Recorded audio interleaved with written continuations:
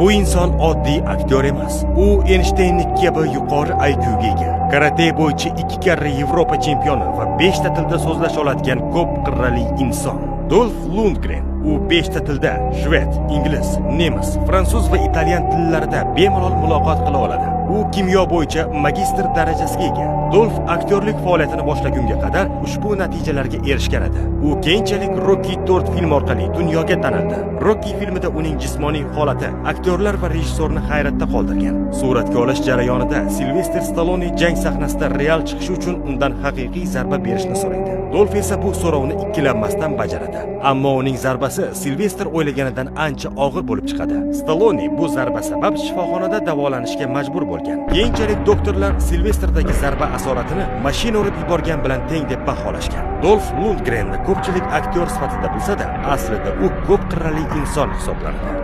Hoziroq Dolf Lundgrenning eng sara filmlarini yangi TV ilovasidan tomosha qiling.